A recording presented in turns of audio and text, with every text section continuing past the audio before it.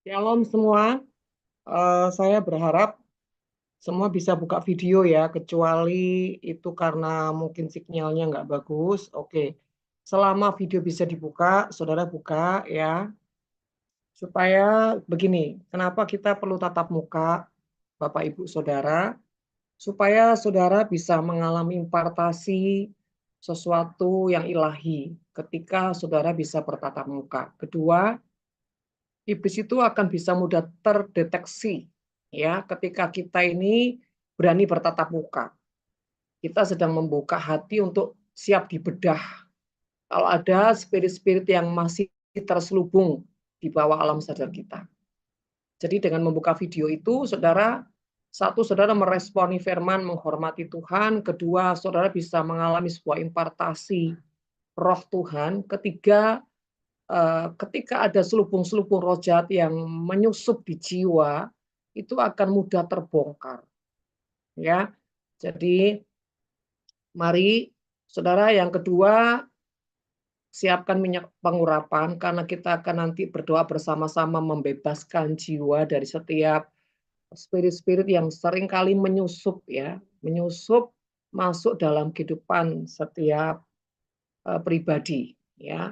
Kalau tidak ada minyak urapan, boleh minyak apa saja, misalkan nih baby oil, minyak kayu putih. Nanti kita doakan supaya minyak itu dikuduskan ya, menjadi minyak yang diurapi Tuhan, sehingga pada saat saudara memakainya itu ada kuasa daripada roh Tuhan. Jadi bukan berfokus pada minyaknya, tapi kepada iman setiap kita. Ya, oke. Saudara, kenapa Tuhan mau saya menyampaikan tentang spirit daripada roh ketakutan ya, efek dampaknya itu seperti apa? Karena ini sering terjadi pada setiap anak-anak Tuhan, maka tidak menutup kemungkinan pada hamba Tuhan yang sudah melayani, ya. Jadi betapa bahayanya spirit ketakutan itu atau kekhawatiran ketika itu tidak dibereskan, ya. Dan roh ketakutan atau kekhawatiran itu, saudara, bisa terjadi dalam hidup kita atau bisa ada dalam hidup kita atau orang percaya itu adalah warisan dari orang tua atau leluhur kita. Contoh, kalau dulu engkong atau nenek kita ya, emak kita atau orang tua kita, orang yang suka punya ketakutan, bahkan orang yang selalu khawatir, gampang sekali takut. Nah, itu akan bisa terimpartasi ya, akan bisa terwarisi pada keturunan-keturunan yang tertentu. Jadi itu bisa turun ke keturunannya. Ya, kalau misalkan di atasnya kakeknya, neneknya, engkongnya, emaknya, ya, ada roh ketakutan. Nanti di orang tuanya ada roh ketakutan. Itu bisa terimpartasi, ya itu bisa jadi warisan. Salah satu warisan itu juga karakter. Karakter di atas itu akan juga turun kepada keturunannya. Ya, jadi karakter misalkan nih, kecenderungan karakter saya ini lebih ke mama atau ke papa ya, ke nenek atau ke kakek, ke engkong atau ke emak ya. Itu pasti dari atasnya ada benih ya, seperti itu.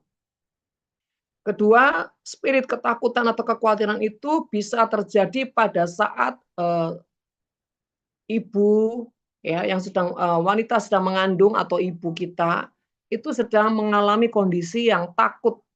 Ya misalkan pada saat engkau dikandung ibumu, ibumu lagi mengalami masalah, lagi mengalami tekanan ya.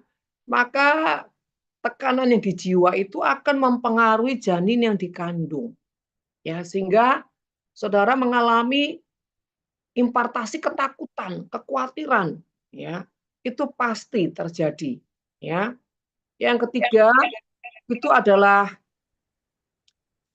saat mengalami peristiwa-peristiwa yang menyakitkan di masa pertumbuhan.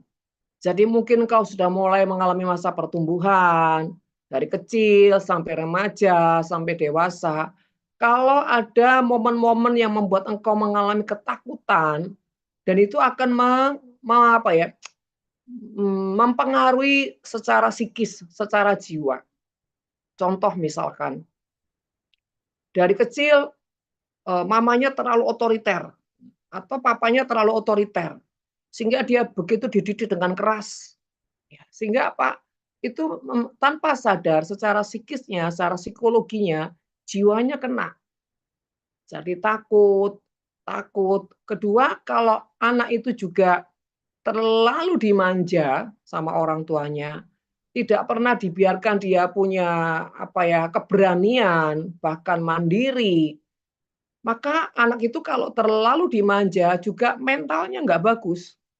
Karena segala sesuatu itu maunya apa? Instan, maunya langsung beres, maunya langsung dilayani, ya. Jadi anak kalau yang terus terlalu dipuji gitu ya, terlalu besar-besarkan, terlalu diproteksi ya, anak itu juga akan membuat mentalnya tidak punya keberanian ya, selalu ada ketakutan. Jadi roh ketakutan ini bisa timbul dari banyak aspek ya.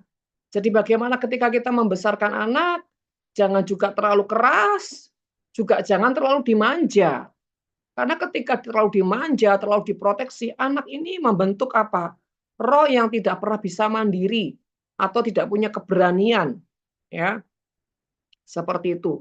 Jadi tidak terbiasa digembleng misalkan, terlalu diproteksi, terlalu dimanja, ya. Tolong di-mute ya. Oke. Nah, jadi seperti itu. Nah, Saudara, ketakutan itu juga bisa menjadi belenggu sampai mengikat kalau tidak pernah membereskan, ya. Contoh, pernah mengalami misalkan kegagalan, takut karena, apa namanya, situasi, takut karena seseorang, takut karena pernah mengalami hal-hal yang tidak nyaman. Ketika rasa takut itu tidak pernah dibereskan dan dibiarkan, itu akan menjadi benih yang bertumbuh dan nanti akan mempengaruhi karakter, akan mempengaruhi mental, akan mempengaruhi cara berpikir, akan mempengaruhi kekuatan, ya. Jadi ketakutan ini sangat mengerikan, ya. Ketakutan itu sama juga dengan kekhawatiran, terlalu khawatir sehingga seringkali apa, jadi orang yang terlalu proteksi diri, terlalu khawatir ya, sehingga jadi orang yang tidak pernah bisa tenang. Terlalu khawatir sehingga seringkali jadi orang yang, apa ya, terlalu, apa ya, gegabah karena kekhawatiran, ya. Jadi hati-hati dengan ketakutan dengan kekhawatiran dan itulah sumber-sumber mengapa orang bisa sampai punya ketakutan, kekhawatiran yang sampai ya, itu membelenggu di jiwanya. Nah, macam-macam ketakutan itu apa saja? Takut tertolak, takut tidak bisa diterima, takut salah, takut gagal, takut miskin, ya, takut berjuang, takut tidak dihormati, takut tidak diakui. Ini tanda-tandanya seperti apa orang seperti ini? Kalau takut tertolak, ya, orang yang takut tertolak itu biasanya benihnya dari kandungan. Jadi sejak dari kandungan dia sudah mengalami yang namanya roh tertolak. Misalkan, orang tuanya tidak siap ketika, apa namanya, mengandung ya. Kalau istrinya mungkin mengandung, itu mungkin suaminya atau istrinya nggak siap. Misalkan, waduh masih kepingin senang-senang, masih kepingin nggak ada beban dengan anak, ya masih kepingin happy-happy, tapi tiba-tiba mengandung. Atau ekonomi masih belum bagus, jadi kalau bisa jangan punya anak dulu, atau masih kepingin berkarir jangan punya anak dulu. Nah ini sudah dari janin, dari start anak ini sudah tertolak, ya. Nah seperti itu. Atau orang tuanya tidak menginginkan anak perempuan, pengen laki-laki, atau sebaliknya, kepingin anak perempuan yang lahir laki-laki. Nah itu juga tertolak, ya. Terus tidak merasa diterima. Orang kalau merasa tertolak, tidak merasa diterima, biasanya orang suka menarik diri. Tidak bisa merasa nyaman ketika ada di lingkungan orang-orang banyak, ya. Sukanya menyendiri, sukanya sepi. Ini adalah, unsur orang-orang yang tertolak, ya, salah satunya, Yang kedua, ada orang yang begitu takut salah, ya. Karena apa? Tidak pernah mau resiko misalkan, takut nanti salah itu gini, dipermalukan ya, takut salah nanti menanggung apa, harga dirinya, takut salah nanti ya dibully. Nah ini takut salah. Biasanya takut salah ini ya, ada unsur juga yang di mana dia juga mengalami yang namanya ada tertolak. Dan biasanya kalau gini, bedanya orang yang tertolak dengan orang yang cuma takut salah, kalau tertolak itu rasa takut bersalahnya itu bisa sampai 85%. Ya, takut salah, takut semua. Nah ini. Tapi kalau dia tidak ada unsur tertolak, cuma karena pernah bisa mengalami salah atau takut, apa ya, resiko. Nah, biasanya ini ya, itu bisa faktornya macam-macam ya, karena menjaga pride-nya, menjaga harga dirinya, menjaga kehormatannya, jadi dia tidak mau kelihatan salah, ya. Dan di sini bisa takut salah itu bisa beberapa unsur ya, takut salah nanti jadi minder, takut salah nanti juga bisa jadi gengsi, ya. Ada 2, yang satu minder, yang satu gengsi, ya. Nah, kalau yang diminder ini orang yang rendah diri, ya. Tapi kalau yang digengsi ini orang yang sombong, ya. Jadi kalau kita itu takut salah, coba cek, saya kenapa ya takut salah? Saya ini gengsi atau saya ini minder? Ya, kita tuh harus rajin mendeteksi diri kita supaya kita mengenal siapa kita. Jangan ketika kita takut salah itu, ya udah pokoknya saya takut nanti salah saya takut inilah. Tapi kau tidak pernah mengenal, alasan kau takut salah ini apa? Sumbernya dari mana? Harga dirimu, kesombonganmu, keangkuhanmu, atau karena kau minder, kau nggak percaya diri, ya. Minder dan nggak percaya diri ini juga ada unsur tertolaknya sebetulnya. Cuma gini loh, eee, apa namanya, volumenya tuh berapa persen, itu ya itu nanti pasti ada banyak, ya. Yang satu lagi takut gagal, karena pasti sudah pernah ngalamin gagal. "Waduh saya nggak maju lagi nggak mau maju lah, nanti kalau gagal lagi gimana?" Ya orang takut gagal ini pasti nggak pernah mau mencoba lagi. Ada sebuah trauma yang pernah dialami, ya. Dan biasanya orang takut gagal ini ya, mentalnya itu Saudara, sangat lemah, sangat rapuh, ya. Di antara satu 2 3 ini, adakah unsur tertolak? Ada, ya, saudara terkasih. Nah, orang yang tidak percaya diri itu juga salah satunya pasti ada unsur tertolaknya, ya. Cuma berapa persen, gitu loh, ya. Tapi sebaliknya orang yang selalu misalkan anak kecil ya, terlalu ya, dipuji terus, "Wah ini anak ini hebat, anak ini pintar." Bukan nggak boleh muji anak. Tapi kalau kau terus-terusan seperti itu, anak itu sudah terbiasa mendengar hal-hal yang, apa ya, meninggikan dirinya, membangkitkan pride-nya, tanpa sadar loh itu, ya. Membuat dia itu punya kesombongan. Begitu anak ini nanti sedikit ditegur, sedikit dididik, sudah berontak. Hati-hati ya, ibu-ibu biasanya yang terlalu sayang sama anak, waduh ngebungkusnya ya, atau mak-mak tuh yang selalu terlalu cinta sama cucunya sampai ngebungkusnya, ngelindunginya, sampai anak itu nggak pernah bisa apa, dididik, ya. Jadi saudara kasih, ada anak-anak yang kelihatannya hebat, ada orang-orang yang kelihatannya hebat, begitu disentuh dengan yang namanya didikan, teguran, wah langsung ya kelihatan aslinya, kelihatan mentalnya seperti apa. Begitu ditegur, begitu dididik langsung mentalnya meledak. Nah ini. Atau ya kalau tipikal yang meledak itu berarti apa? Sifat pemberontakan, ya marah. Tapi ketika dididik terus nangis, ini cengeng, ini rapuh. Sekarang itu banyak anak-anak seperti itu. Ketika dipuji, wah bagus. Begitu ya, dinasehatin sedikit, ditegur, udah langsung ya banjir nangis. Nangisnya itu rasanya kayak digebukin orang sekampung, Saudara. Ini mental. Ya, hati-hati dengan seperti ini. Saudara, ini bukan hal yang biasa. Ini spirit yang mengerikan. Ya.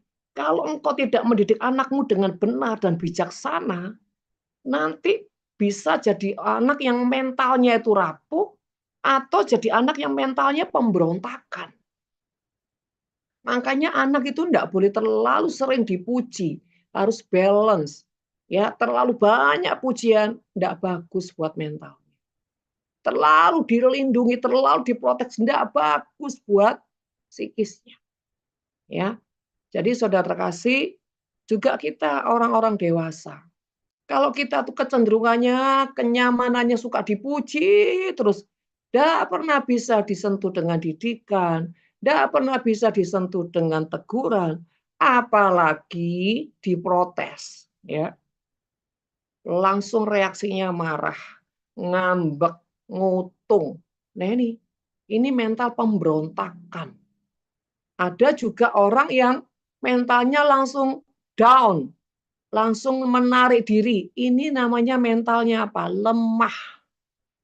Ya, mental lemah nanti dia nangis saja meratapi itu. Ini mental lemah. Dan seperti kalau mental yang terlalu lemah itu biasa identik dengan apa? Nanti ujungnya putus asa, tidak mau bangkit, ujungnya pengen mati. Hati-hati selubung-selubung seperti ini, Saudara. Tapi kalau sebaliknya, mentalnya selalu reaksinya tuh pemberontakan, kemarahan, tersinggung, ya. Bahkan kemarahan yang dipendam. Ini juga bahaya. Pemberontakan ini bisa mengakibatkan dendam. Ya. Mengakibatkan saudara orang terselubung akhirnya ketika dia tidak bisa menyalurkan sakit hatinya, ya, dia bisa dendam. Terus kedua, bisa bermanipulasi.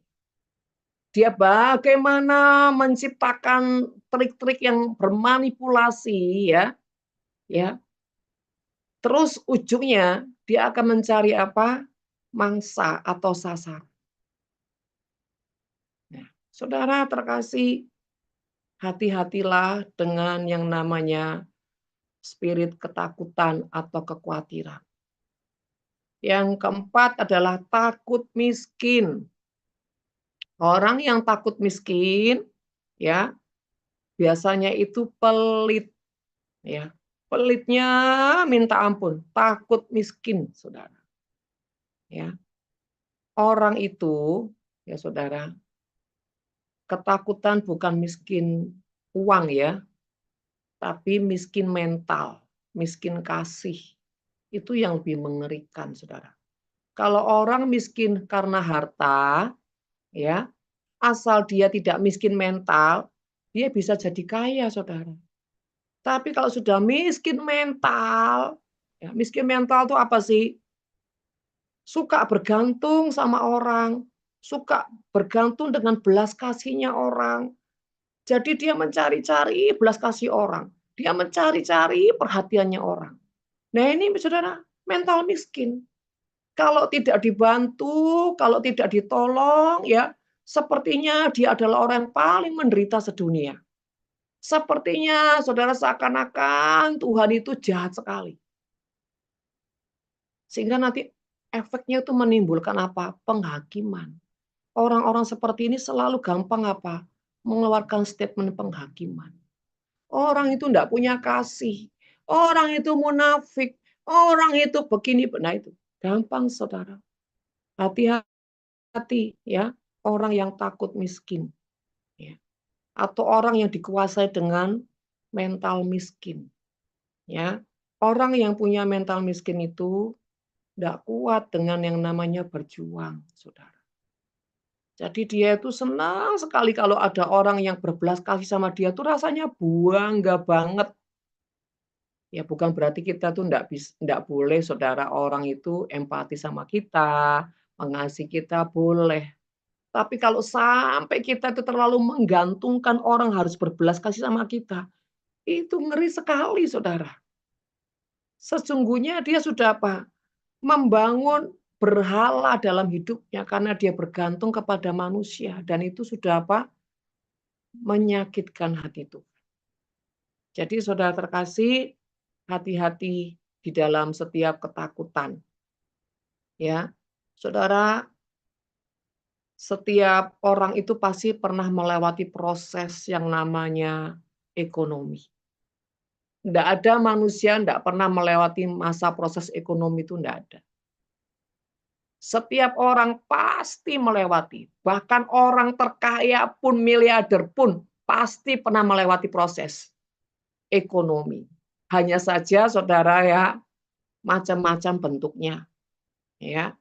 Saudara, jadi ketika kita itu taruhlah orang yang di garis kemiskinan, ya saudara ya, biasanya kalau orang tuh sampai miskin sekali, itu pasti di atasnya itu faktor penyembah berhala itu pasti ada. Dari leluhur-leluhurnya tuh pasti ada faktor penyembahan berhala. Ya. Nah, bagaimana kita melepaskan kutuk-kutuk kemiskinan ini, saudara? Ya satu, kita itu punya keputusan bahwa saya tidak suka punya mental yang suka minta-minta. Terus mengharapkan belas kasih manusia. Karena itu firman Tuhan berkata, terkutuklah orang yang mengandalkan manusia. Berarti kalau kita mengandalkan manusia, berarti kita tuh menentang firman. Kalau kita menentang firman, kita menentang Tuhan.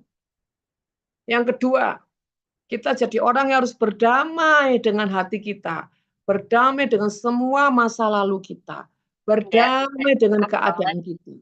Ya, berdamai juga dengan ekonomi kita. Itu penting sekali. Ya. Saudara harus berkata pada jiwa saudara, aku berdamai dengan semua kemiskinanku, aku berdamai dengan jiwaku, keadaanku, bahkan keturunan demi keturunanku, leluhur-leluhurku, aku berdamai dengan semuanya. Kenapa harus berdamai saudara? Ketika engkau berdamai itu tandanya engkau menjadi orang yang punya kebesaran hati. Ya, engkau menjadi orang yang mempersiapkan mental untuk apa? Mengalami perjalanan bersama Tuhan dalam didikan. Ya. Dan saudara terkasih, dan ketika kau berdamai itu tandanya engkau tidak setuju dengan pemberontakan lagi. Engkau sudah tidak setuju dengan semua yang pernah kau buat di masa lalumu. Engkau siap berjalan untuk masa depan bersama Tuhan. Sesulit apapun saudara. Ya, karena saya melihat ini di akhir zaman ini karena ekonomi, karena banyak hal, manusia ini semakin seperti kayak orang itu jalannya buntu, semua gelap, bahkan yang ada tuh cuma apa? Himpitan, kemarahan, tekanan. Sehingga seringkali tidak sadar bahwa ada Tuhan yang sanggup menolong kita. Saudara, Tuhan itu hanya butuh apa? Kita itu belajar tenang, belajar buka hati, bahkan belajar jadi orang yang jujur dengan dirinya sendiri. Kalau kita ini memang dirasa perlu bertobat, perlu merendahkan diri, perlu penguasaan diri, harus kita jujur, harus kita bicara, kita mengakui dengan diri kita sendiri. Tapi kalau kita ini sudah tahu pemberontakan, punya gengsi, punya kesombongan, tapi kita nggak mau punya kesadaran diri dan tidak punya penginsafan dan tidak mengakui, ini susah, saudara. Susah untuk mengalami perubahan daripada Tuhan. Ya, Tuhan itu hanya bisa mengubah, menjamah orang-orang yang membuka hatinya dan benar-benar mau merendahkan dirinya, merendahkan sikapnya, saudara, sebagai orang yang takut akan Tuhan, sebagai orang yang apa ya, percaya dengan Tuhan. Ya, saudara belajar tidak mengumbar kemarahan, tidak menyalahkan siapapun, bahkan keadaan. Ya, awal-awal saya menikah, saudara ya, awal-awal saya menikah, saya pikir, waduh kok saya ini seperti di neraka ya. Rasanya himpitan sana sini, tekanan, waduh pokoknya Seperti hidup ini kayak ngeri, Saudara. Artinya, waduh Tuhan, kok semua itu seperti menyakitkan, kayak apa ya, menyayat di hati. Rasanya kalau mau bilang kebahagiaan tuh kayak nggak ada setitik harapan, Saudara. Awal-awal saya merasa, "Duh Tuhan, hidup kok segininya banget," gitu ya. Tapi satu titik ketika saya tuh mulai menenangkan hati saya mulai mendengar suara Tuhan. Dan Tuhan berkata begini, "Nah, lewati setiap proses perjalanan hidup itu dengan hati yang rela, dengan hati yang ikhlas, dengan sebuah pengertian. Karena ini jalan untuk kamu mematahkan kutuk dalam hidup keluargamu, dalam hidup leluhurmu." Nah, Saudara, dan kedua Tuhan bilang gini, ketika engkau melewati yang namanya direndahkan, merasa kamu sendiri tidak ada siapa-siapa, Tuhan bilang gini, disitulah kesempatan apa? Aku beracara dalam kehidupanmu. Nah, Saudara, ketika saya mulai mengerti akan hal itu, Saudara, saya ini bahkan pernah satu kali lagi duduk-duduk di ruang tamu waktu saya masih SMA kelas 2 kalau nggak salah ya, atau kelas 1. Saya tuh tiba-tiba berpikir begini, itu waktu itu saya belum kenal Tuhan ya Saudara. Saya mikir gini, besok ya kalau saya menikah saya nggak mau ya, eee, apa ya, waktu itu saya nggak ngerti, saya belum paham tentang namanya kutuk ya Saudara. Saya bilang gini, "Saya nggak mau ya hidup seperti orang tua saya, yang di mana waduh istrinya banyak, hidupnya cuma fokus dengan duit duit duit." Artinya membanggakan kekayaan dan kehormatan, sehingga mengabaikan kebahagiaan yang sejati. Tuhan, saya nggak mau seperti itu. Entah kenapa tiba-tiba itu timbul hati itu seperti itu. Kalau mau dibilang sekarang tuh bilang, "Aku ini harus mematahkan kutuk ya, aku nggak mau hidup dalam kutuk." Nah, Saudara, berjalan waktu sampai satu kali saya terima Tuhan, bahkan masuk dalam pernikahan, saya mulai disadarkan, oh itu dah Tuhan yang namanya kutuk. Sehingga ketika saya paham, saya berjuang Saudara. Kutuk harus saya lepaskan dari keturunan-keturunan leluhur saya nggak mau ya, maksudnya hidup saya ini, eee, apa ya Saudara, menyimpang dari kebenaran Tuhan. Saya bilang gitu. Dan kedua, saya bersyukur karena saya sudah melihat contoh dari orang tua saya yang maksudnya tidak hidup dalam kebenaran karena memang mereka tidak kenal Tuhan ya, Saudara ya. Waktu itu mereka belum kenal Tuhan, keluarga kami belum kenal Tuhan. Tapi saya bersyukur, lebih baik saya pernah melihat daripada saya tidak pernah tahu dan saya nanti ke situ, wah saya lebih nggak rela. Jadi akhirnya saya bisa bersyukur Saudara. Terima kasih ya Tuhan, saya sudah pernah melihat contoh-contoh yang salah, sehingga saya punya keputusan saya nggak mau yang salah. Nah, sehingga saya punya keputusan bahwa saya mau yang benar, mau yang sejati, dan puji Tuhan, saya ini apa ya, ditangkap Tuhan, ya. Saya ini diangkat Tuhan. Tapi saudara, proses yang saya lewati juga tidak mudah. Ya saudara, waktu itu usia saya masih 19 tahun, bayangin saudara. Saya sudah masuk dalam goncangan yang begitu, waduh perjalanan yang cukup panjang Saudara ya. Sampai anak keempat pun saya masih melewati proses yang tidak mudah. Tapi ketika saya itu ya Saudara dalam anugerah Tuhan dimampukan untuk bagaimana punya kesetiaan, punya ketekunan, terutama Saudara, terutama ya landasan itu ketulusan Saudara. Ketika kita ini punya ketulusan hati, pasti kita akan diberikan apa? Kemurahan, diberikan kasih Tuhan, diberikan kekuatan, diberikan hikmat, dan terus. Tapi kalau kita nggak punya ketulusan susah, Saudara. Jadi ketulusan itu harga mutlak. Ya, kalau kita punya ketulusan nanti kita punya kasih, kita punya kemurahan hati, ujungnya kita akan jadi orang yang berhikmat. Kalau kita ini selalu bergaul dengan firman Tuhan. Ya. Jadi Saudara terkasih, itulah Saudara mental kemiskinan ya. Yang kelima adalah takut tidak dihormati ya, tidak diakui. Makanya banyak orang itu cari-cari pengakuan, cari-cari kehormatan dengan segala siasat, dengan segala cara. Tujuannya adalah mencari kehormatan, mencari pencitraan. mencari pengakuan. Nah, ini orang yang tidak tulus, saudara.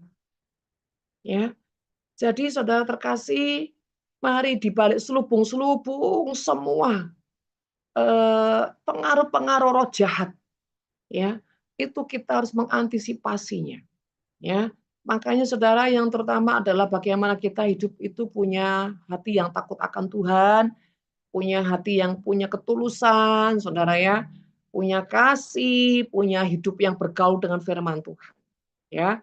Dan bahayanya roh khawatir atau ketakutan, saudara. Pertama, membuat fisik menjadi lemah dan terbungkuk. Amsal 12 ayat yang ke-25. Amsal 12 ayat ke-25. Kekhawatiran dalam hati membungkukkan orang, tetapi perkataan yang baik menggembirakan dia.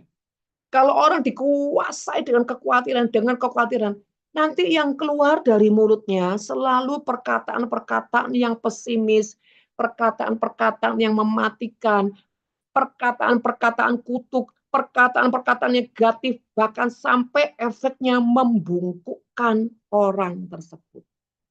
Ya, jadi kalau saudara lihat orang sampai membungkuk-bungkuk, saudara ya, itu pasti banyak roh kekhawatiran.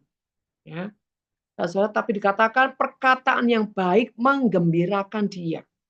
Artinya gini, saudara, kondisi boleh tidak baik, kondisi lagi mengalami proses, kondisi lagi mengalami pendewasaan dengan Tuhan. Tapi kalau di hati kita ini ada hati yang takut akan Tuhan, ada hati yang benar-benar tulus, ada hati yang benar-benar punya hubungan dengan firman Tuhan, maka apapun yang keluar dari mulut kita pasti akan menjadi sesuatu yang baik.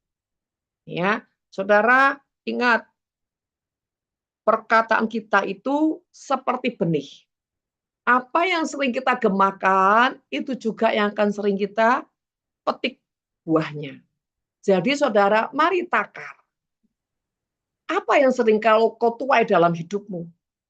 Sesuatu yang baik, sesuatu yang ilahi, sesuatu yang menyenangkan, atau sebaliknya.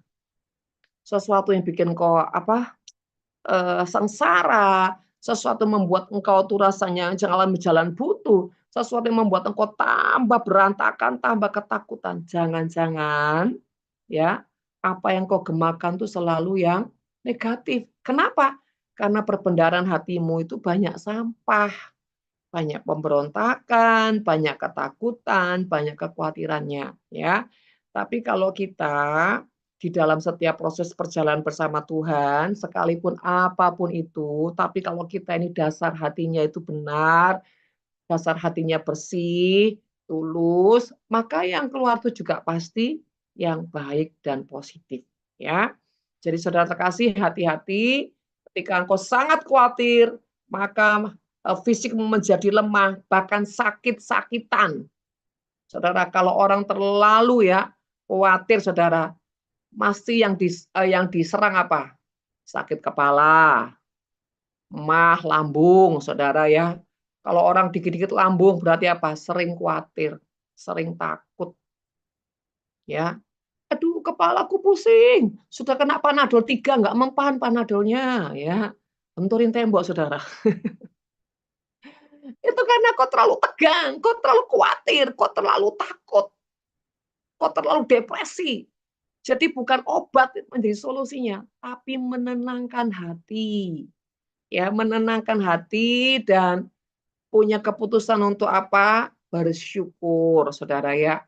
Sekalipun saudara bersyukur itu tidak mudah, tapi ketika kau punya keputusan dan pengertian, maka ketika ketika kau mengucap syukur itu ada roh kehidupan yang membangkitkan iman. Ya, saudara. Jadi ayo bersama-sama rajin-rajinlah mengucap syukur yang keluar dari hatimu yang sungguh-sungguh murni. Yang kedua, yang B, saudara, efek daripada roh ketakutan atau kekhawatiran, ya. Orang tersebut akan dikuasai dengan pikiran-pikiran yang jahat, dikuasai dengan keputusasaan, dan ujungnya roh kematian. Nah, ayo kita sama-sama baca di Keluaran 14 ayat yang ke-10. Ya. Keluaran 14 ayat ke-10, saudara. Ketika Fir'aun telah dekat, orang Israel menoleh, maka tampaklah orang Mesir bergerak menyusul mereka. Lalu sangat ketakutanlah orang Israel dan mereka berseru-seru kepada Tuhan. Dan mereka berkata kepada Musa, apakah karena tidak ada kuburan di Mesir, maka engkau membawa kami untuk mati di padang gurun ini? Apakah yang kau perbuat ini terhadap kami dengan membawa kami keluar dari Mesir? Saudara yang terkasih, orang kalau sudah dikuasai ketakutan, yang keluar selalu bersungut-sungut. Yang keluar selalu penghujatan, penghakiman. Ya, saudara. Dikatakan ketika Firaun telah dekat, orang Israel menoleh, maka tampaklah orang Mesir bergerak menyusul mereka. Saudara, kenapa orang itu selalu ketakutan, selalu menoleh ke belakang? Ya, orang kalau terus suka lihat ke belakang, itu karena apa? Trauma. Jangan suka menjadi orang yang lihatnya masa lalu terus, masa lalu terus, masa lalu terus. Saudara, hati-hati, saudara ya. Tidak ada orang yang menoleh ke belakang itu, saudara, jadi baik. Ya, Bu, kalau kita ini jadi orang supaya tahu diri, merenung dari mana kita diambil, itu bukan oleh ke belakang, saudara ya. Tapi merenungkan, mengingat, dulu saya siapa ya, sekarang jadi seperti apa. Supaya apa? Sadar, tidak lupa diri. Nah, itu bukan oleh ke belakang, saudara, tapi lebih merenung, mengingat, ya saya ini siapa, gitu ya. Nah, jadi saudara kasih, jangan selalu melihat ke belakang terus. Dulu saya gini, dulu saya gini, dulu saya gini. Nah, enggak habis-habis, saudara. Ya, mau bangkit, mau melangkah, lihat ke belakang lagi. Nanti kalau kalau gini gimana, kalau gitu gimana? Nah, saudara, ini yang membuat orang tidak pernah bisa melangkah. Ya, saudara, bahkan dikatakan mereka itu sangat ketakutan. Ya, di dalam sangat mereka ketakutan, mereka itu berdoa, dikatakan mereka berseru-seru kepada Tuhan. Nah, ini saudara, ini terjadi kebanyakan anak-anak Tuhan. Di dalam mereka takut, mereka berdoa, ya. Mereka berseru-seru kepada Tuhan. Tapi mereka itu berdoa, tapi menyertakan kemarahan. Ingat, tidak ada kuasa ketika orang itu berdoa dalam kondisi marah. Nah, engkau berdoa, tapi engkau tidak membereskan hatimu. Engkau membiarkan roh kemarahan meledak-ledak, meletup-letup. Engkau membiarkan kemarahan itu kau pendam. Saudara tidak punya kuasa. Lebih baik tidak berdoa. Orang yang berdoa harus menenangkan hatinya terlebih dulu. Membereskan hatinya. Setelah hatinya dibereskan, tenang, baru berdoa.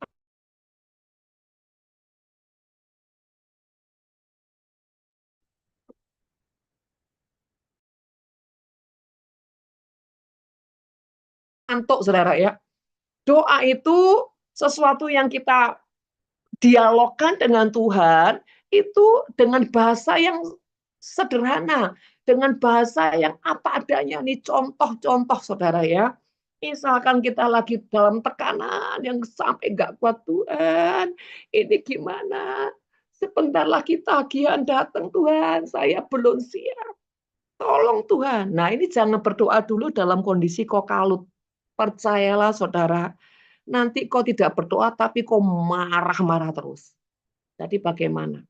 Tenangkan hatimu, tenangkan jiwamu. Ya, rajin-rajinlah berkata pada jiwamu, hai jiwaku, tenanglah. Serahkan segala khawatirmu pada Tuhan. Tenanglah, hai jiwaku, percayalah. Sambil kok apa ya? Dan bicara dengan tenang, dengan lembut, nanti saudara lihat, tiba-tiba kok bisa tenang. Tapi kok jangan gini, hai jiwaku, tenang ya, tenanglah. Enggak tenang, saudara. Malah tegang. Ya, ketika kita ini bicara sama jiwa kita, harus kondisinya lembut, tenang. Seperti kita itu menenangkan anak kecil. Tenang ya, Nyo, diam ya. Jangan gini, hai si Nyo, diam ya, tenang ya. Kalau enggak, tambah pukul lagi. Lah, tambah stres, saudara ya. Jadi jiwa kita ini seperti apa ya? Kita apa ya? Manusia apa ya istilahnya? Di jiwa ini ada seperti inersial, saudara ya, yang dimana kita harus selalu memperdamaikan. Jadi kita ini bilang, hai jiwaku, tenang, percaya, Tuhan pasti tolong, tenang. Ya, bicara seperti bicara sama sahabat, seperti bicara sama anak, ya. Nanti ketika itu tenang, baru kau bilang sama Tuhan, Tuhan, tolong ya Tuhan, sebentar lagi tagihan datang. Ayo Tuhan, aku percaya kau sanggup. Kalau engkau mau, kau pasti Tuhan, pasti bisa menolongku. Dan aku percaya engkau pasti mau Tuhan. Jadi apa yang kau sampaikan dengan Tuhan ini, bahasamu tuh harus bahasa yang bisa menaklukkan hati Tuhan, ya. Dengan kata-kata yang ndak usah berpuitis, tapi apa adanya, sederhana, tapi membuktikan bahwa ada sebuah hubungan yang baik antara engkau dengan Tuhan. Seperti bapak sama anak, kan nggak mungkin kalau kalau anak tuh minta kepada bapak gini, "Papa yang terhormat, papa yang penuh kuasa, hambamu ini anakmu mau minta duit ya enggak saudara ya. Ya, apalagi kalau bisa ngerayu papanya, "Pah, bagi duit dong, Pah, ayo Pah." Nah, saudara, sama Tuhan juga gitu. "Bapak, ayo bagi duitnya. Perlu ini lagi urgent." Ya. Jadi nada-nadamu tuh harus tenang, nada-nada yang menyenangkan plus nada-nada yang percaya. Itu loh saudara. Nanti tuh bisa apa ya, Tuhan tuh ngelihatnya, wow, anakku ini bisa ngambil hatiku, bisa menyenangkan hatiku. Saya dulu makanya saudara, saya juga bersyukur ya, di samping saya punya bapak yang galaknya kayak waduh, tapi kalau dia tuh sudah bisa dilunakkan hatinya saudara, wah minta apapun tuh gampang saudara ya. Jadi saya tuh kalau mau minta sesuatu, saya tungguin saudara ya, misalkan dia lagi main keyboard gitu ya, saya temenin. Atau biasanya saya lebih kayak to the point ya, saya bilang begini, sambil saya deketin, saya pegang tangannya satu, saya bilang gini, "Saya perlu uang, boleh nggak minta uang?" Waduh saudara, langsung saya digeret, dikasih dompetnya, "Kamu mau berapa? Ambil." Dan itu sering kali saya alami. Walaupun kalau lagi dia, apa ya, marah, emosi itu sampai kadang-kadang di luar kesadaran tuh bisa menghajar seperti binatang. Tapi sisi positifnya, saya juga melihat dia punya kebaikan, Saudara. Dan itu membuat saya ketika saya terima Tuhan, Tuhan tuh bicara begini sama saya, "Seperti itu juga, Nak, aku sebagai bapak, ketika anak ini merasa, dia nyaman sama bapaknya, ketika anak ini punya rasa percaya, maka bapak itu akan dengan mudah memberikan ya sesuatu kepada anaknya." Jadi Tuhan juga enggak suka, Saudara, kalau kita ini terlalu apa ya, berjarak, terlalu berpuisi, bukan berarti berpuisi enggak boleh, tapi artinya enggak to the point, Saudara ya.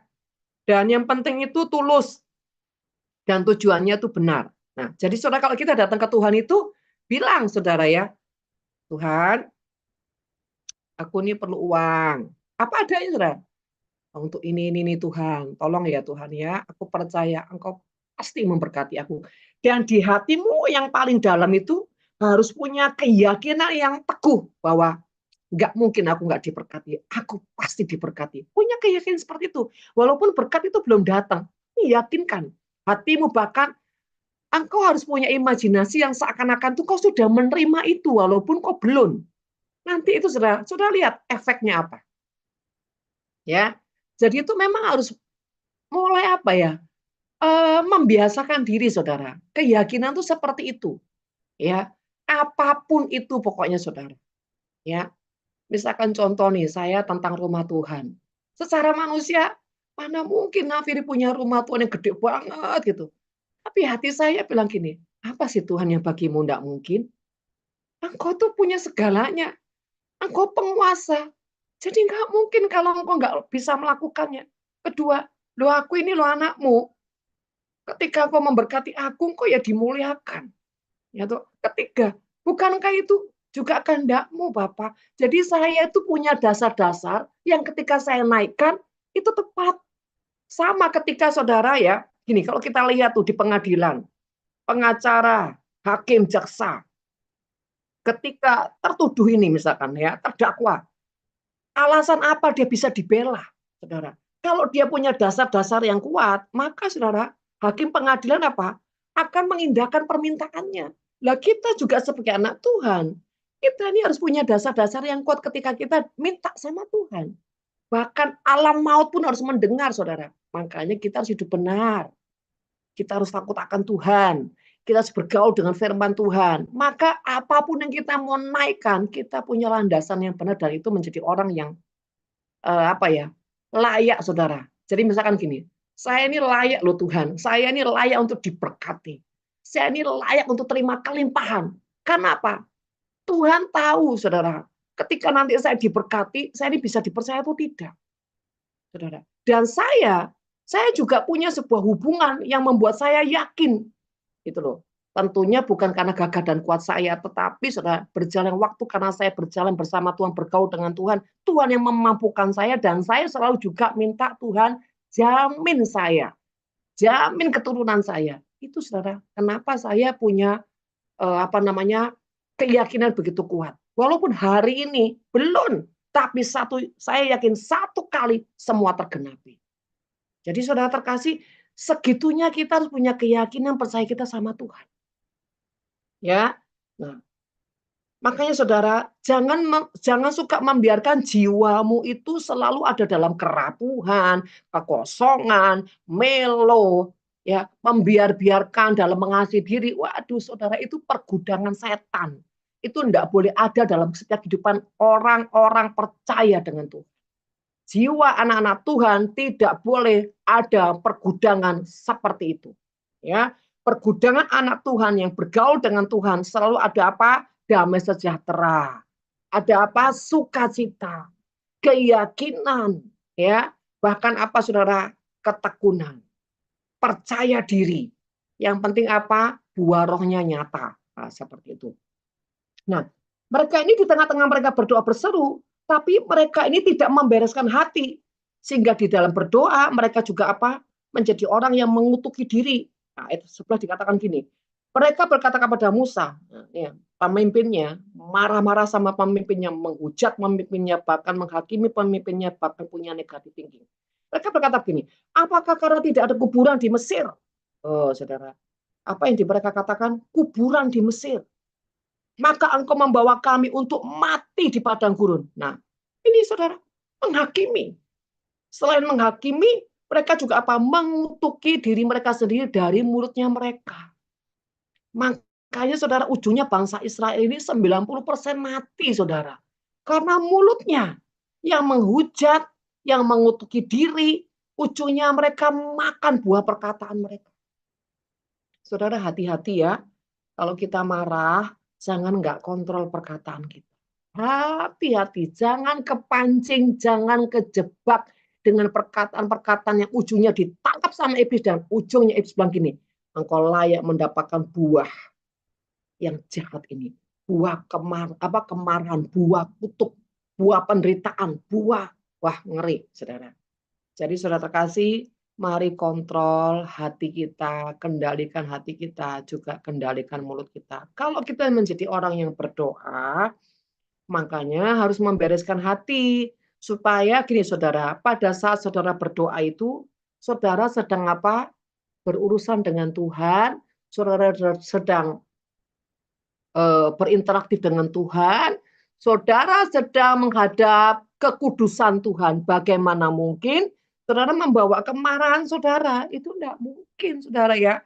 Karena gini, iblis itu tahu saudara, ketika hatimu tidak kau bereskan dan kau berdoa, engkau nggak pernah bisa nyampe ke Tuhan. Ya, nanti iblis akan pasang perangkap. Kenapa ya? Karena iblis sedang mencium bau kemarahan itu ada di hatimu. Dan iblis berkata, hai engkau orang bodoh, bagaimana mungkin kau akan ketemu Tuhan, sedangkan ada aset dan sahamku di jiwamu, di rohmu. Apa itu? Kemarahan, pemberontakan, kecewa, sakit hati, iri hati. Nah ini mau berdoa sampai berdarah-darah enggak ada gunanya, saudara. Makanya seringkali saya bilang, kalau berdoa, membereskan hati. Ayat firman Tuhan juga berkata, ketika kau datang membawa persembahan kepada Tuhan dan kau teringat sesuatu akan saudaramu, tinggalkan persembahanmu, tarik dirimu, beres. Ya, jadi Bapak Ibu, kenapa doa yang seringkali tidak terjawab? Karena kita sedoa, tapi kita juga membawa pemberontakan, membawa kotoran. Ya Tuhan tidak bisa ketemu kita. Bapak Ibu, yang ketemu adalah setan. Ya.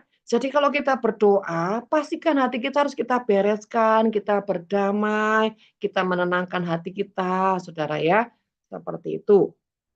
Bahkan dikatakan di sini Saudara, apakah yang kau perbuat ini terhadap kami dengan membawa kami keluar dari Mesir?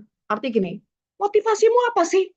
Nah, seakan-akan Saudara ini terus menyalahkan orang lain. Nah, kalau engkau berdoa, tapi hatimu terus menyalahkan orang lain, menyalahkan, itu juga tidak akan benar Tuhan doamu. Kalau kita berdoa, hati ini harus benar-benar ada di titik nol, yang artinya murni, tidak ada sesuatu yang jahat. Baru di situ doamu 100% punya kuasa. Karena apa? Di situ ada kekudusan Tuhan. Tidak usah teriak-teriak, pasti didengar Tuhan. Karena apa? Ketika Tuhan melihat kemurnian, kesucian, kesejatian, di situ otomatis Tuhan tinggal di tahta hatimu. Ya, jadi jangan doa ada unsur-unsur kejahatan, Saudara. Nanti akan jauh dari Tuhan. Dan doamu itu tidak akan pernah bisa didengar Tuhan. Jadi Saudara terkasih, ingat ya, kita ini sama Tuhan adalah anak dan bapak. Jadi kalau anak dan bapak harus punya hubungannya yang baik, ya. Kedua, kalau kita ini datang ke Tuhan, pastikan hati kita tidak ada yang jahat. Kalau ada yang jahat, ada yang meletup, bereskan terlebih dulu. Lebih baik tidak berdoa. Bu, kalau sudah mendamaikan tapi sulit, gimana ya Bu? Percayalah, tenang saja. Tidak usah doa. Nanti Tuhan lihat. Tuhan itu ya, tidak usah kau ucapkan, dia sudah tahu kok. Gimana? Ketika sudah berusaha untuk menenangkan hati, pasti bergejolak terus. Tenangkan terus. Tenangkan. Bahkan nangis sama Tuhan. Tuhan, aku ini berusaha menenangkan hatiku, tapi kok nggak bisa ya Tuhan. Sampai kok rasanya nangis. Tapi tanpa kau sadar, air matamu itu seperti apa? Meneteskan hatimu dan apa? Membasahi jiwamu. Ujungnya apa? Ada kesembuhan. Saudara, ayo praktek. Saudara, jangan cuma jadi pendengar, praktekkan. Saudara harus putus dari kutuk, ya. Saudara harus menjadi orang yang membalikkan keadaan. Saudara harus percaya, saudara dan saya ini anak-anak Tuhan yang dicintai Tuhan dan biji mata Tuhan, dan Tuhan ingin kita jadi orang yang breakthrough, sukses. Ya, kenapa? Supaya kita jadi berkat, saudara. Tuhan nggak suka kita miskin terus. Ya, makanya mentalnya harus diperbaiki. Cara berpikirnya juga harus diperbaiki. Jangan ada perbudakan di pikiran. Apa perbudakan di pikiran? Ini negatif, terus jahat, terus jahat. Ya enggak bisa. Pikiran dan hati dan mulut harus sama. Baru doa punya kuasa. Ya. Jadi Bapak Ibu Saudara, percayalah Tuhan jauh lebih ingin saudara mengalami breakthrough, mengalami kemenangan daripada kerinduanmu secara pribadi. Ya, karena kau tuh anak-anak Tuhan, ya. Saudara, kita akan lihat satu contoh. Figur seorang nabi, ya, yang sangat punya kedekatan dengan Tuhan. Bahkan punya kuasa yang luar biasa dari Tuhan. Siapa dia? Elia. Ya. Elia ketika dia sudah mengalahkan 450 nabi Baal. Wow. Tapi ketika dia mendengar sebuah pesan dari Isabel, tiba-tiba dia down, dia putus asa, bahkan kepingin mati, saudara. Loh kok bisa? Saudara. Kenapa, saudara? Nanti saudara baca sendiri ya. Di 1 Raja-Raja 18, 19. Pada saat Elia ini menantang, saudara, 400 nabi-nabi Baal. Dia ini arogan, saudara.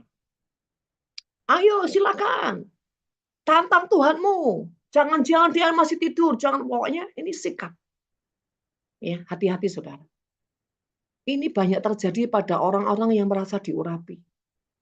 Karena merasa diurapi, karena merasa dipakai Tuhan, seringkali sikap dan perkataannya ini sombong. Ini harus hati-hati, ini jebakan saudara. Coba kalau pada saat itu Elia menantang nabi-nabi Baal, sikap dan perkataannya itu rendah hati.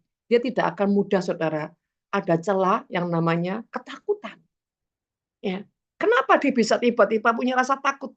Karena awalnya sombong. Ya, saudara, coba saudara baca dan saudara renungkan. Sikap Elia itu pada saat itu sombong, saudara. Ya. Jadi dia tuh mentertawakan orang-orang itu yang penyembah-penyembah berhala. Walaupun ujungnya Elia ini, saudara, doanya didengar Tuhan. Tapi ingat, Tuhan selalu menyertakan konsekuensi apa yang kita tabur. Karena Tuhan adalah Tuhan yang adil, saudara. Sekalipun dia mencintai kita, dia Bapak kita, tapi ada didikan. Jangan lupa, saudara. Ada didikannya, saudara. Ya, saudara, jadi ketika Elia ini menantang orang-orang menyembah berhala, itu dengan nada yang seperti mengejek mereka. Ya, dan ini menjadi sebuah contoh, ya, supaya kita ini juga jangan jadi orang-orang yang sombong, ya. Jangan jadi orang yang arogan, jangan jadi orang-orang yang pamer dengan karunia, talenta, ya. Jangan jadi orang-orang yang ingin dilihat orang bahwa saudara adalah orang-orang yang diurapi Tuhan. Enggak perlu seperti itu. Itu jebakan, saudara. Itu roh kesombongan yang terselubung. Itu mengerikan. Nanti saudara akan menerima apa? Konsekuensinya. Ngeri. Saudara. Doamu didengar Tuhan. Dengar. Tapi ada konsekuensi yang ketika kau salah, kau tetap bayar harganya, saudara. Salah satunya Elia. Kita baca. 1 Raja-Raja 19 ayat 2. Maka Isabel menyuruh seorang surat mengatakan kepada Elia, beginilah kiranya para Allah menghukum aku, bahkan lebih dari pada itu, jika besok kira-kira pada waktu ini aku tidak membuat nyawamu seperti nyawa salah seorang dari mereka. 3. Maka takutlah ia lalu bangkit dan pergi apa itu? Dan nyawanya, apa ini kok? Dan pergi nyawanya. Dan setelah sampai di Betseba yang termasuk wilayah Yehuda, ia meninggalkan bujangnya di sana. 4. Tetapi ia sendiri masuk ke padang gurun seharian perjalanan jauhnya, lalu duduk di bawah sebuah pohon ara. Kemudian, perhatikan saudara, kemudian ia ingin mati. Katanya, cukuplah itu, sekarang ya Tuhan, ambillah nyawaku, sebab aku ini tidak lebih baik dari nenek moyangku.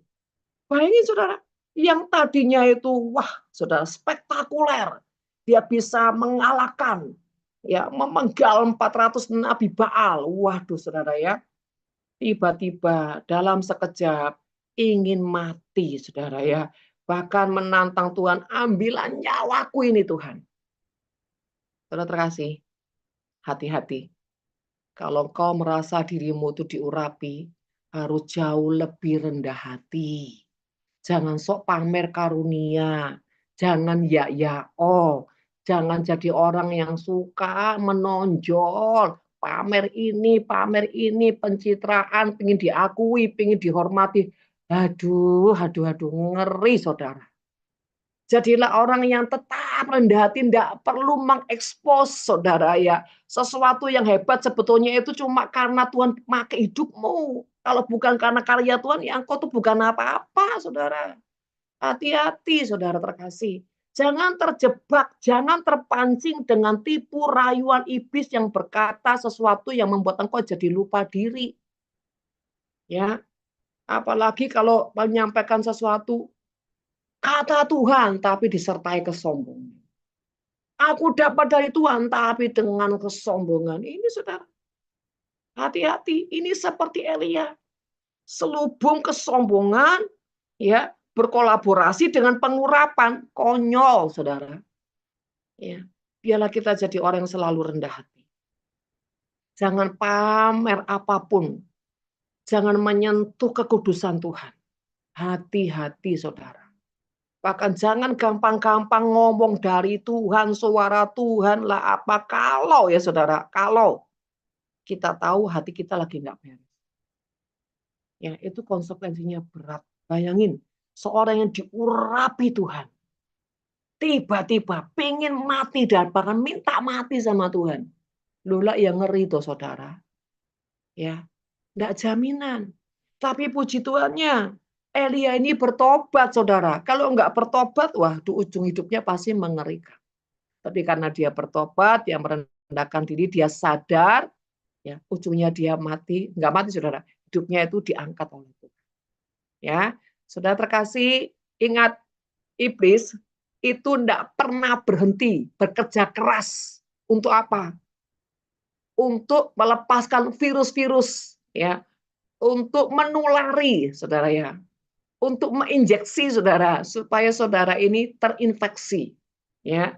Jadi semakin kita ini menjadi merasa kita diurapi, dipakai Tuhan, dekat dengan Tuhan, semakin rendah hati, semakin hati-hati, semakin punya penguasaan diri, semakin menjaga mulut, menjaga pikiran.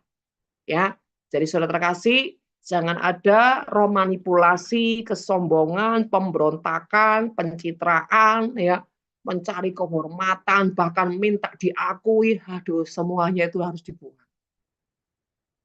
Ada lagi yang lebih mengerikan, saudara. Roh pembenaran diri. Waduh, kalau sudah curhat, sepertinya gini, aku ini yang paling benar, Bu. Ini salah, itu salah, itu salah. Aku ini yang paling benar. Saudara, saya sering menemukan orang-orang seperti ini. Kelihatannya mau konseling, kelihatannya mau curhat, tapi sebetulnya sedang memamerkan pembenaran diri. Dan biasanya saya sudah nggak tahan melihat orang-orang seperti ini. Karena sudah membau bau cium bahwa ini sudah mulai roh kesombongan. Saudara tahu, roh kebenaran diri itu roh kesombongan. Itu roh Farisi, saudara. Hati-hati jangan terjebak di situ. Karena orang seperti ini nggak pernah bisa dididik Tuhan. Merasa dirinya paling benar, paling benar, paling benar. Capek, saudara. Jangan dirimu merasa paling benar. Apapun itu, saudara. Makanya saya sering kali ngomong, ketika engkau berproses, ketika engkau diizinkan Tuhan melewati apapun, jangan berpusat pada orang lain. Tapi engkau berpusat pada dirimu, bahwa apa yang disodorkan Tuhan ini memproses saya untuk pertobatan saya, bukan untuk pertobatan orang lain. Kedua, jangan merasa berjasa. Engkau akan jadi Tuhan kalau kau merasa berjasa, saudara. Hati-hati, itu kebenaran palsu. Itu manipulasi roh jahat. Hati-hati. Banyak sekali anak Tuhan yang sudah terinfeksi dengan seperti ini. Saya menemukan banyak saudara, orang-orang seperti ini. Jadi dia bukan orang yang tulus sebetulnya, bulus. Hati-hati ya saudara, kalau kita sudah merasa kita ini hebat, kita ini sudah yang paling berkorban, kita yang ini hati-hati. Itu mencuri kemuliaan Tuhan. Padahal kalau kita bisa itu semua karena kasih karunia Tuhan. Ya, hati-hati, jangan pernah merasa dirimu tuh berjasa. Ya. Jangan merasa waduh si A ini bebal si A. Jangan, hati-hati dengan mulutmu, jangan terjebak saudara. Ya. Bu, apakah saya itu nggak boleh curhat? Boleh curhat. Tapi kau harus juga lihat hatimu. Hatimu ini benar enggak? Hatimu ini tulus enggak? Hatimu motivasinya kemana? Kenali hatimu dulu, baru ngomong. Kalau kau nggak kenali hatimu, jangan ngomong. Karena malah terjebak dalam dosa. Saudara. Ya, mari saudara terkasih. Mari. Saya nggak tahu ya, sering kali ngomong, ayo yang tulus, yang sejati, yang murni, yang takut akan Tuhan, yang punya kasih. Maka engkau nggak akan mudah terjebak dengan manipulasi, apalagi manipulasi kebenaran diri. Karena orang kebenaran itu selalu ujungnya menghakimi, saudara. Nggak akan keluar dari namanya nggak menghakimi. Pasti ada orang menghakimi, saudara. Ya, selanjutnya, saudara ya, dikatakan, saudara, bahwa sebab aku ini tidak lebih baik daripada nenek moyangku. Kelihatannya rendah hati, tapi sedang mengutuki dirinya sendiri. Alias apa? Minder. Saudara terkasih, harusnya dia tanya Tuhan, Tuhan, aku tadi lo hebat dalam hitungan menit keberapa, gitu, saudara ya. Loh, menit ke sini kok saya tiba-tiba down, ini ada apa Tuhan? Ada apa dengan saya? Itu yang harus Elia itu katakan sama Tuhan.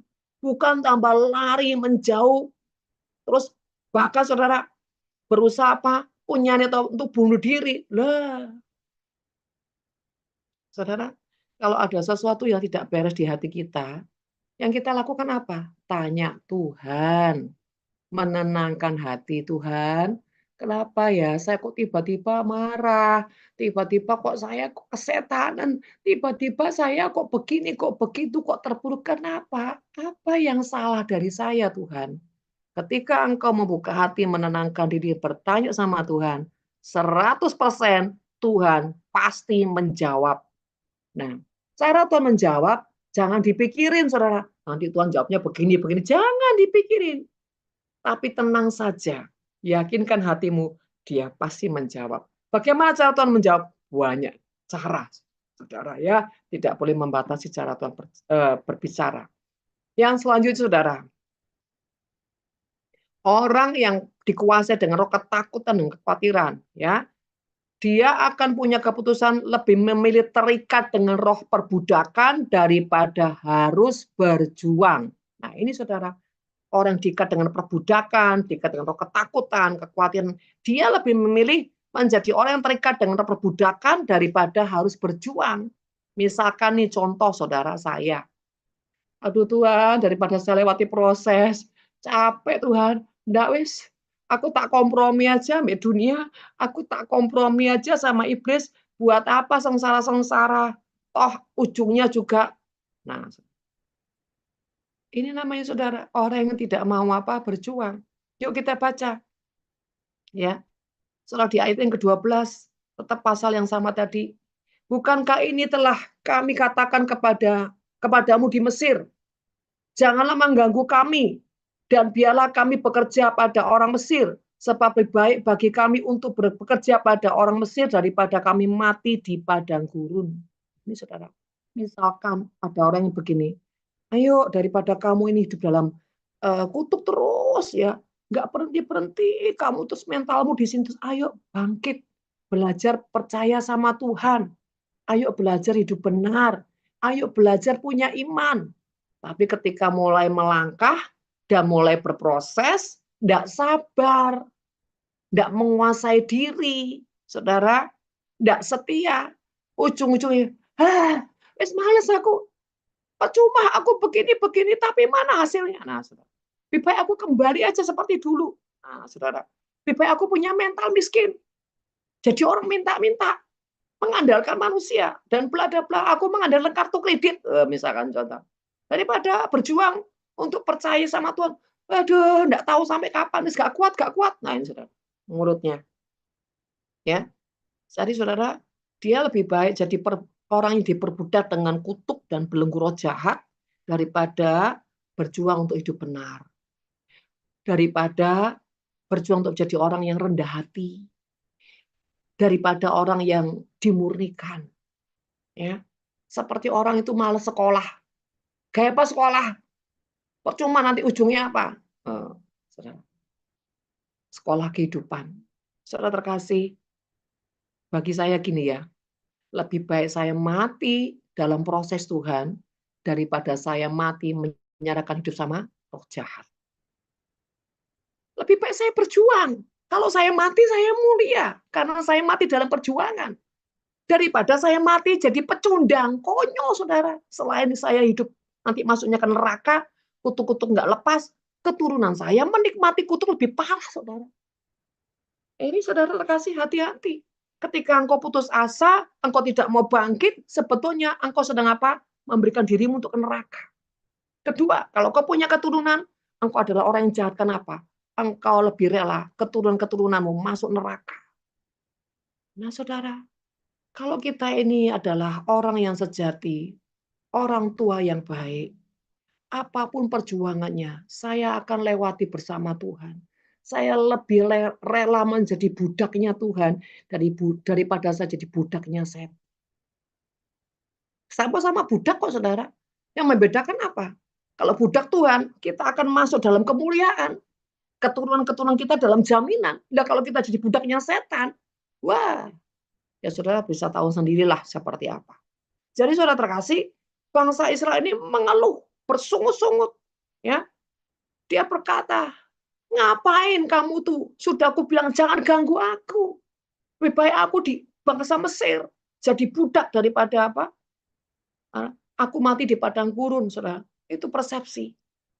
Ya, saudara terkasih, hati-hati dengan pola pikir yang tidak pernah mau berubah, maka hidupmu juga enggak akan berubah. Apa yang kau pikirkan, itu yang akan kau lakukan. Apa yang kau pikirkan, itu yang kau nikmati buahnya. Saudara, selanjutnya. Ada jaminan bagi orang yang hatinya murni, percaya dan mau berjuang.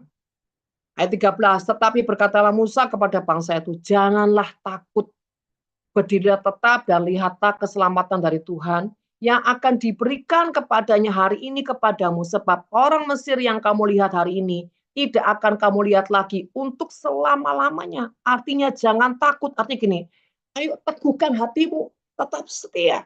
Dan berdirilah tetap, artinya apa? Teguhkan imanmu, teguhkan keyakinanmu. Ayo lewati semua bersama Tuhan, belajar bersama Tuhan. Dan ada jaminan Tuhan. Ada pertolongan Tuhan. Bahkan dikatakan orang Mesir yang kamu lihat hari ini tidak akan kamu lihat selamanya. Artinya apa? Kutuk-kutuk yang sedang menggerogoti hari ini, ketika kau punya keputusan untuk bangkit dan berjuang bersama Tuhan, melewati proses perjalanan hidup, melewati didikan, melewati apapun, maka kutuk itu akan dilepaskan. Dan kau akan hidup di dalam kebenaran Tuhan yang memerdekakan hidupmu, menjamin hidupmu, bahkan sampai keturunan-keturunan ujungnya, kutuk itu tidak akan pernah datang lagi dalam hidupmu dan keturunanmu. Saudara, ini jaminan Tuhan. Buat orang-orang hatinya setia loh, bukan fisiknya loh ya, hatinya setia. 14. Tuhan akan berperang untuk kamu dan kamu akan diam saja. Artinya ketika engkau sudah di titik yang paling lemah, paling rendah, tetapi engkau punya reaksi yang benar, nanti Tuhan yang akan berperang bagimu, bukan engkau yang berperang. Tuhan yang akan menghalaukan semua musuh-musuhmu, saudara. Ketika engkau punya sikap yang berkenan kepada Tuhan. Sikap apa? Sikap yang percaya, sikap yang tetap bersyukur, sikap yang tetap menantikan Tuhan. Ya, di dalam 2 Timotius pasal 1 ayat 7 dikatakan, sebab Allah memberikan kepada kita bukan roh ketakutan, melainkan roh yang membangkitkan kekuatan, kasih, dan ketertiban. Roh yang dari Tuhan bukan membuat kita takut, khawatir, tertekan, intimidasi. No, itu bukan roh Tuhan. Roh yang dari Tuhan itu adalah menimbulkan kekuatan, menimbulkan kebangkitan, menimbulkan kasih dan ketertiban. Kalau itu tidak ada, berarti bukan dari Tuhan. Ya, saya saudara terkasih, ingatlah dan percayalah selamanya bahwa roh yang dari Tuhan itu selalu membangkitkan apa? Kekuatan, membangkitkan kasih, dan membuat kita jadi orang yang tertib, bukan yang berantakan. Terakhir, perintah dan jaminan Tuhan. 1 Petrus 5 ayat 7. Serahkanlah segala kekhawatiranmu kepadanya, sebab ia yang memelihara kamu. Jadi kekhawatiran itu jangan dinikmati, saudara. Jangan dibiarkan di gudang jiwamu, tapi diserahkan di kaki Tuhan. Diserahkan di mezbahnya Tuhan. Bagaimana cara menyerahkan kekhawatiran, saudara? Yaitu dengan cara bagaimana menenangkan hati. Berdamai dengan jiwamu, berdamai dengan keadaanmu, berdamai dengan segala sesuatu, bahkan yang melukai hatimu. Di atas segalanya adalah miliki hati yang takut akan Tuhan, bergaul dengan firman Tuhan, berjalan dalam ketaatan. Nah, kekasih Tuhan, inilah ya yang kita boleh belajar malam hari ini. bagaimana kita mengenal efek-efek daripada roh ketakutan.